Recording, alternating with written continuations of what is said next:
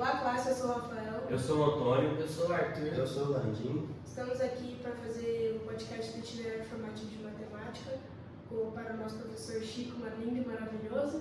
Estamos aqui com o vereador Sapiriense e vamos fazer algumas perguntas para ele. Eu queria começar perguntando, Zé, qual que é a sua formação?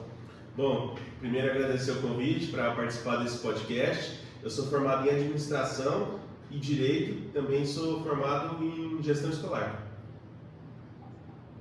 Zé, o que você costuma fazer em seu dia a dia? Meu dia a dia? Bom, eu trabalho, você sabe, eu trabalho na Escola Ana Leves, também sou vereador e sou secretário-geral na OAB. Então, meu dia é bastante corrido. Quando eu chego em casa, sobra tempo para ler algum livro, eu gosto de ler bastante, ou estudar um pouco. Zé, você se arrepende de alguma profissão sua? Se não, por quê? E se sim, qual? Bom, quando eu fiz o primeiro curso de administração, eu era bem novo, né? Eu entrei na faculdade com 18 anos. E é um curso bem genérico, assim, né? Depois você precisa procurar uma área para você se especializar, vamos dizer assim. Mas, em seguida, eu comecei a fazer o curso de Direito e eu gostei bastante. Em seguida, já antes de terminar o curso, eu prestei a UAB e passei. A segunda fase foi em Direito Constitucional, que é uma área muito ligada com política. Então é uma área que eu me interessei, então eu não me arrependo não. Eu acho que os dois cursos foram bastante importantes para a minha vida e para as profissões que eu exerço hoje. Na época do seu colégio, você era bom em matemática? Olha, eu sempre fui um bom aluno, né? Eu estudei sempre em escola pública. Então eu fiz o Ensino Fundamental 2 no Zezinho Portugal e o ensino médio eu estudei na Escola Enoch. E sempre fui um bom aluno, gostava de estudar bastante e era bom de matemática sim. De que forma a matemática contribuiu para a sua vida? Bom, acho que a matemática é muito importante para todos nós, né? Para entender as questões. Por exemplo, na política. Eu me propus a ser vereador formulando políticas públicas baseadas em dados e evidências. Para que você não desperdice o dinheiro público, você tem que ter dados e evidências para você propor qualquer coisa e para você também poder estudar e entender os problemas que a gente tem na nossa cidade. Por exemplo, uma das funções do vereador é fiscalizar. Então eu trouxe aqui alguns documentos para mostrar para vocês. Por exemplo, eu levantei a dívida pública do município, a dívida ativa do município de Guaíra. Então a gente chega em dois números. O primeiro da prefeitura, que em 2021 era 28 milhões, e do DEAGO, que é o Departamento de Esgoto e Água de Guaíra, que era uma dívida de quase 3 milhões de reais. Então o vereador ele tem que fiscalizar e propor condições para o Poder Executivo resolver esse problema. E foi isso que eu fiz durante o meu mandato. Trabalhei buscando dados para propor melhorias para a nossa população.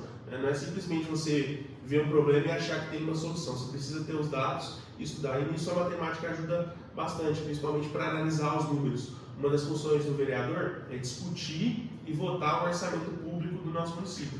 Para 2024, o orçamento é de 317 milhões. Então é muita responsabilidade. Você tem que olhar o orçamento e entender os números e saber para onde que vai o dinheiro, que na verdade a prefeitura não produz dinheiro, né? Esse dinheiro todo, esses 317 milhões, são frutos dos impostos que as pessoas pagam, o dinheiro das pessoas que a prefeitura tem que administrar da melhor forma para devolver isso em boas ações para a nossa comunidade. Então a matemática é importante para você entender todos esses desafios públicos que a gente tem na nossa cidade.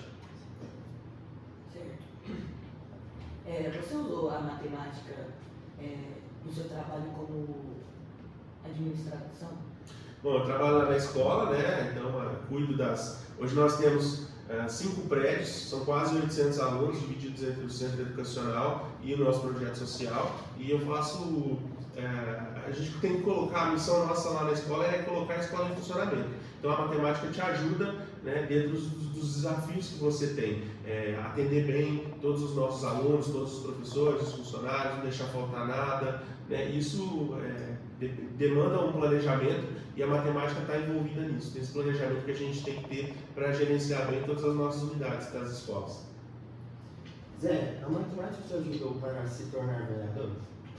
Olha, para ser vereador, eu brinco você tem que fazer conta, né? Entender os números, porque na verdade é uma matemática só. Em 2020 o cenário era o seguinte: cada partido poderia ter 17 candidatos. Esses 17 candidatos eles teriam que juntos alcançar um número suficiente necessário para você fazer uma cadeira. Então, você tem que encontrar o coeficiente eleitoral, né? Que é o número de votos necessários para que você conquiste uma cadeira. Então, só nesse processo é matemática pura. Nós temos hoje na Câmara 11 cadeiras. Então, você tem que entender, por exemplo, nós tivemos, por exemplo, 20 mil votos válidos. Você tem que pegar 20 mil votos válidos, dividir por 11 cadeiras, para você encontrar o número necessário de votos que cada partido tem que ter para obter uma cadeira. E isso é muito complexo. Então, a matemática ajuda nisso e ajuda em questões mais práticas em relação a você conhecer a cidade. Guaíra tem mais de 62 bairros, então é um desafio você conhecer olhar para essa dimensão que é grandiosa e você precisa da matemática para te ajudar a equacionar o quanto você vai empenhar de tempo em cada setor, saber o setor que está precisando mais de atenção, para você conseguir levar isso, no caso lá na campanha de 2020, para o seu eleitor e discutir isso com a população. Porque no dia a dia a gente acaba não prestando atenção na política, não dando muita atenção, a população é um pouco dispersa dos problemas, mas o político ele tem que estar antenado e saber todos os problemas que tem e como resolver isso dentro desse orçamento que eu falei para vocês, que é um orçamento público, que é um orçamento grande, mas acaba sendo um orçamento limitado. Não, você se lembra da fórmula de Bhaskara? Eu me lembro da fórmula de Bhaskara, eu lembro do professor falar que foi em homenagem ao Bhaskara, era um matemático indiano, né, que acabou ficando muito famoso, e depois essa fórmula se definiu lá na Europa, bem depois do Bhaskara, acabou essa versão que a gente conhece, vamos dizer assim. Então eu me lembro, assim, vagamente, não uso ela no cotidiano tanto, mas eu me lembro sim. Você acredita que para entrar na política as pessoas têm que estudar mais matemática?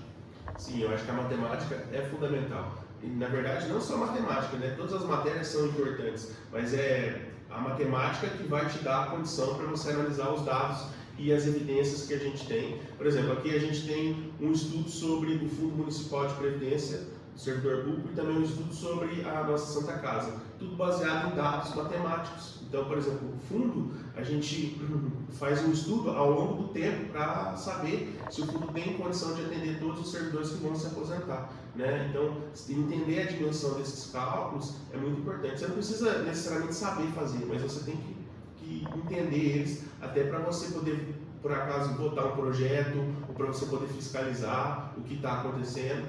Então, a matemática é fundamental. Zé, você acha que o PIB Guaíra, comparado com as outras cidades, é bom?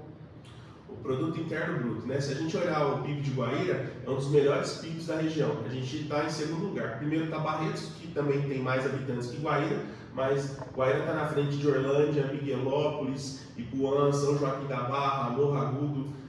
Guaíra é um município proeminente, de pessoas trabalhadoras, então isso ajuda muito. A gente também tem várias indústrias, comércio, tem o setor de serviços, isso ajuda muito no nosso PIB. Então, Guaíra é uma cidade rica e próspera. E o nosso trabalho é garantir que se torne cada dia melhor para as pessoas poderem viver aqui, com segurança, com paz, com tranquilidade. Esse é o nosso objetivo. Muito obrigado, Zé, por você ter achado tempo na sua agenda, que a gente sabe que é muito corrida, e ter participado do podcast com a gente. Bom, classe, é isso. Muito obrigado pela audiência. Obrigado. Obrigado. Obrigado. Obrigado.